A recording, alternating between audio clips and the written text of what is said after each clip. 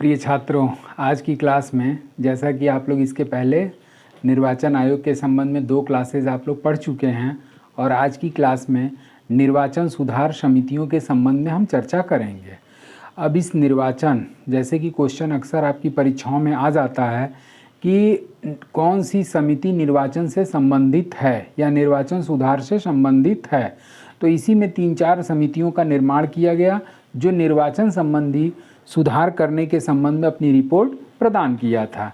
तो अब इसमें हेडिंग आप बना लीजिए, निर्वाचन सुधार समितियां।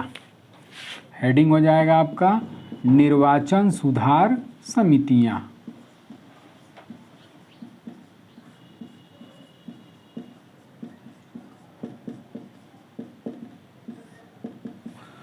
अब इस निर्वाचन सुधार समितियों में कौन कौन सी समिति हैं, इसमें से 3-4 समितियां प्रमुख हैं और उस 3-4 समितियों में 2 ऐसी समितियां हैं जिनके रिपोर्ट को एक तरीके से भारत सरकार के द्वारा फॉलोअप किया गया। पहले तो जान लीजिए कि कौन कौन समितियां हैं। तो पहला आपका समिति जो गठित की गई थी वो थी आपका वीएन तारकुंडे समिति। वीएन तारकुंडे समिति।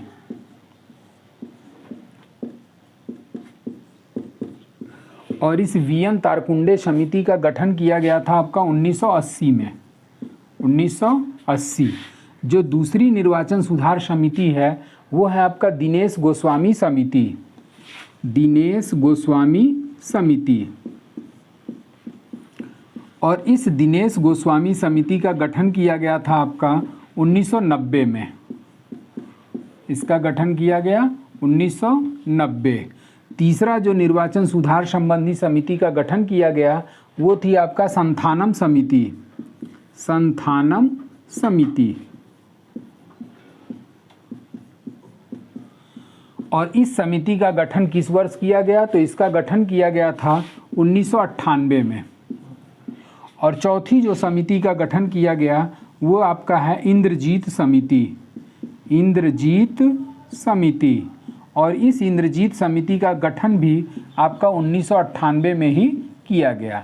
तो इस तरीके से ये आपका 4 महत्वपूर्ण समितियों का गठन किया गया जो मुख्य रूप से आपका निर्वाचन संबंधी सुधार से संबंधित समितियां हैं। अब इसमें 2 ऐसी समितियां हैं जिनके रिपोर्ट को एक तरीके से भारत सरकार के द्वारा फॉलोअप किया गया। जैसे कि वीएन तारकुंडे समिति ने अपनी रिपोर्ट दिया कि मतदाता की आयु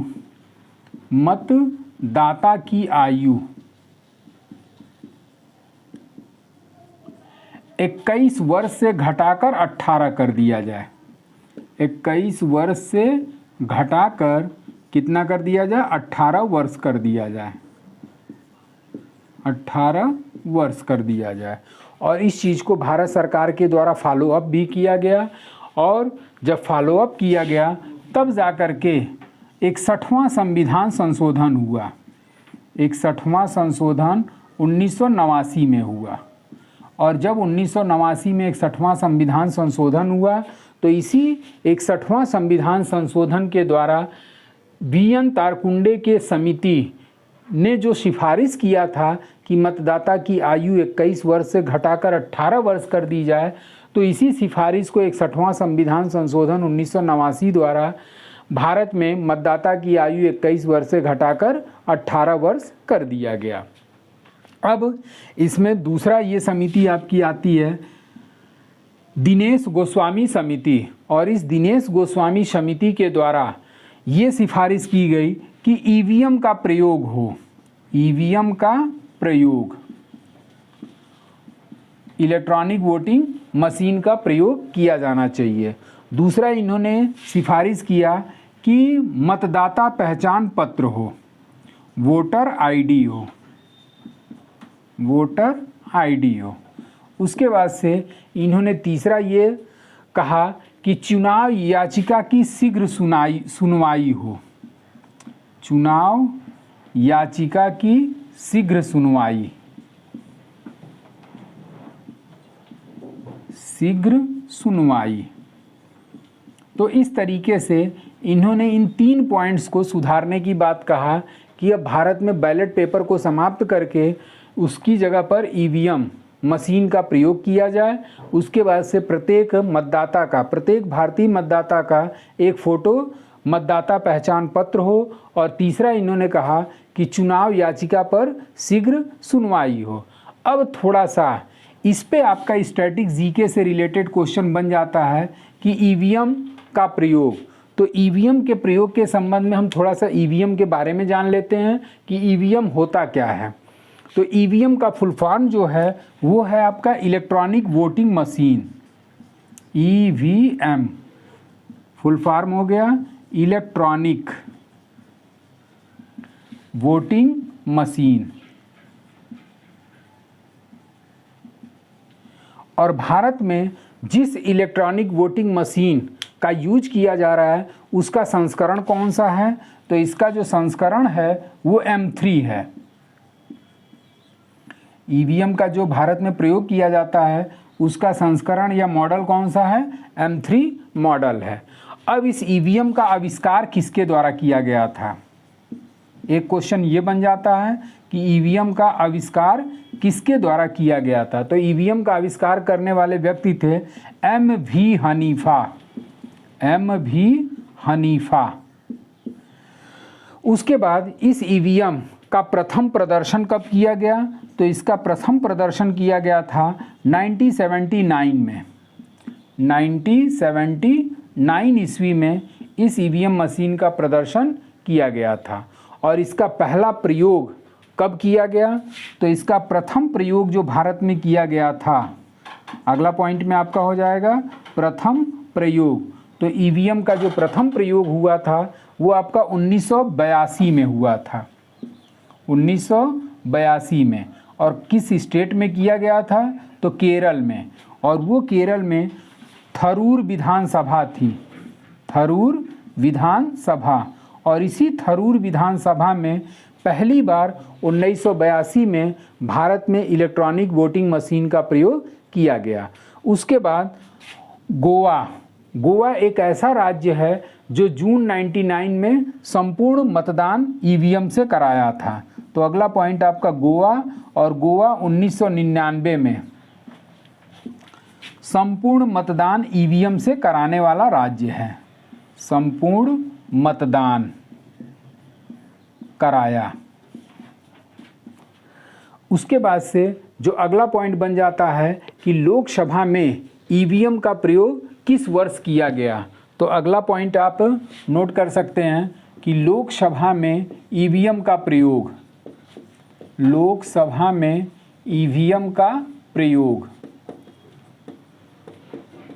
तो जो लोकसभा के चुनाव में पहली बार ईवीएम का जो प्रयोग किया गया था वो सन 2004 की लोकसभा चुनाव में किया गया था। अब इस तरीके से ये आपका ईवीएम से संबंधित आपका वन लाइनर क्वेश्चन या स्टैटिक जीके के रूप में संपन्न हुआ। और ये 2004 में जब कराया गया तो वो कौन सी लोकसभा का क्रम था? तो 14वीं लोकसभा थी। अब थोड़ा सा और हम लोग जान लेते हैं कि ईवीएम काम कैसे करता है। तो इस ईवीएम में 4 बैलेटिंग यूनिट को आपस में क्या कर दिया जाता है? जोड़ दिया जाता है। अब जब 4 बैलेटिंग यूनिट को आपस में जोड़ दिया जाएगा तो एक साथ इसमें 16 प्रत्याशियों के लिए ईवीएम का प्रयोग संभव किया जा सकता है। 4 बैलेटिंग यूनिट को आपस में जोड़ दिए तो इसमें कुल मिलाकर के 64 प्रत्याशियों के लिए ईवीएम का प्रयोग संभव है। और ये जो ईवीएम होती है इस ईवीएम में कुल कितने वोट दर्ज कर सकता है? तो ईवीएम जो है वो आपका 3840 वोट को दर्ज कर सकती है। और सन 2013 में इसी ईवीएम में एक विकल्प भी रखा गया था और वो क्या कहलाता है? नोटा। और नोटा का मतलब होता है कि none of these of above, मतलब कि जो भी प्रत्याशी हैं उन प्रत्याशियों में हमें कोई प्रत्याशी पसंद नहीं है, इस वजह से हमने नोटा का प्रयोग किया है।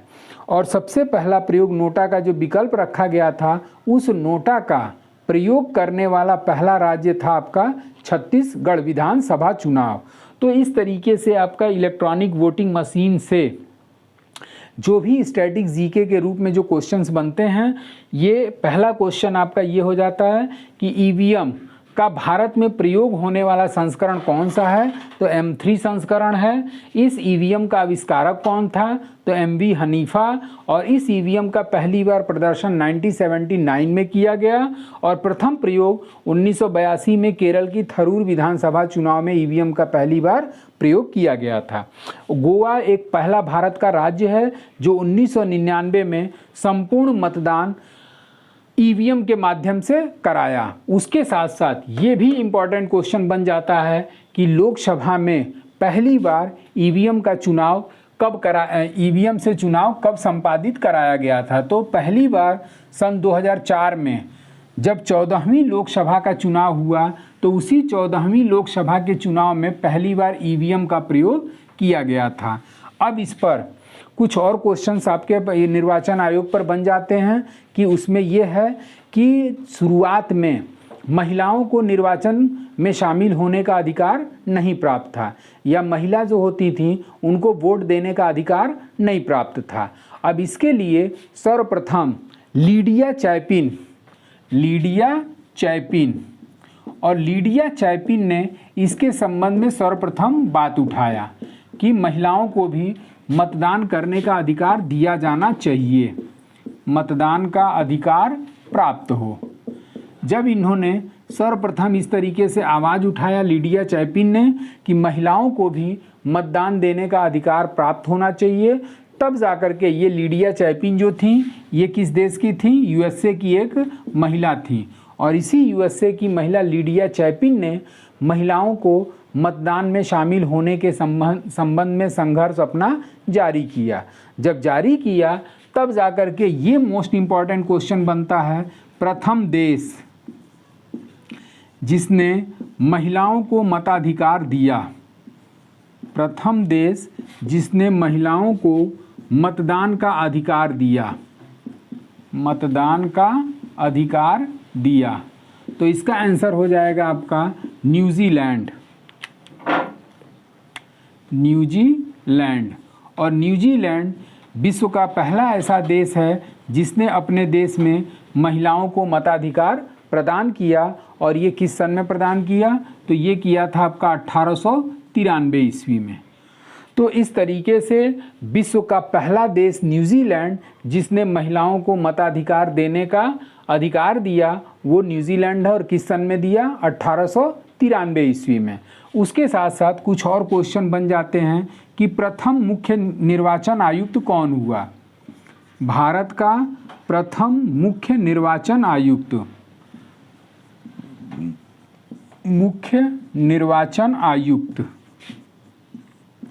तो भारत के जो प्रथम मुख्य निर्वाचन आयुक्त हुए थे वो थे आपके सुकुमार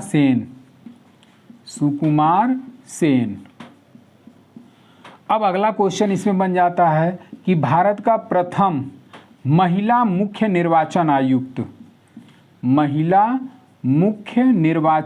आयुक्त कौन हुआ? तो भारत की प्रथम महिला मुख्य निर्वाचन आयुक्त के रूप में VS रमा देवी थी, VS रमा देवी। और ये मात्र 1 महीने के लिए मुख्य निर्वाचन आयुक्त के रूप में नियुक्त की गई थी, जिनका कार्यकाल 26 नवंबर से लेकर के 11 दिसंबर 1990 तक ही रहा है। उसके बाद से आपका इसमें अगला क्वेश्चन बन जाता है कि वर्तमान मुख्य निर्वाचन आयुक्त कौन है? तो वर्तमान मुख्य निर्वाचन आयुक्त में आपका इसको जानने से पहले 1 साल पीछे के भी मुख्य निर्वाचन आयुक्त के बारे में आपको जानकारी रखनी होगी, क्योंकि इधर बीच की परीक्षाओं में वर्तमान न पूछ करके सीधे सीधे ये पूछ रहा है कि वर्तमान मुख्य निर्वाचन आयुक्त सुशील चंद्रा हैं, तो इसके पहले मुख्य निर्वाचन आयुक्त कौन था? तो भारत का 23वां मुख्य निर्वाचन CEC chief election commissioner, Bharat का 23वां CEC का मतलब हो गया मुख्य निर्वाचन आयुक्त कौन था? तो ये आंसर हो जाएगा आपका सुनील अरोड़ा। और ये भारत के 23वें मुख्य निर्वाचन आयुक्त के रूप में कार्यरत थे। अब आ जाता है कि वर्तमान, ये आपका 24वां क्रम में क्या हो जाएगा? वर्तमान। और इस 24वां में CEC कौन है? तो वर्तमान मुख्य निर्वाचन आयुक्त भारत के सुशील चंद्रा हैं। तो इस तरीके से ये आपका 3-4 क्वेश्चन बन जाता है कि भारत का प्रथम मुख्य निर्वाचन आयुक्त कौन हुआ? तो सुकुमार सेन हुए। प्रथम महिला मुख्य निर्वाचन आयुक्त कौन हुई? तो VS रमा देवी। और 23वां CEC कौन हुआ? तो सुनील अरोड़ा थे। जबकि वर्तमान में 24वें क्रम पर मुख्य निर्वाचन आयुक्त कौन है? तो वर्तमान में 24वां मुख्य निर्वाचन आयुक्त सुशील चंद्रा हैं। एक क्वेश्चन अगर एक पॉइंट और नोट करना चाहें तो सर्वाधिक दिनों तक मुख्य निर्वाचन आयुक्त के पद पर रहने वाला व्यक्ति कौन है? तो सर्वाधिक समय तक मुख्य निर्वाचन आयुक्त के पद पर रहने वाले व्यक्ति कल्याण सुंदरम हैं और इनका कार्यकाल 1958 से लेकर के 1967 तक जाता है। तो इस तरीके से ये आपका 3 वीडियो में 3 क्लासेज में आपका निर्वाचन आयोग हमने समाप्त कर दिया। तो इस तरीके से निर्वाचन आयोग का टॉपिक आपका तीनों क्लासेज आप अटेंड करिए और निर्वाचन आयोग फुल एंड फाइनल तैयार कर लीजिए। इससे बाहर क्वेश्चन आने की संभावना बिल्कुल कम बनती है। और आज के लिए बस इतना ही। Thank you so much.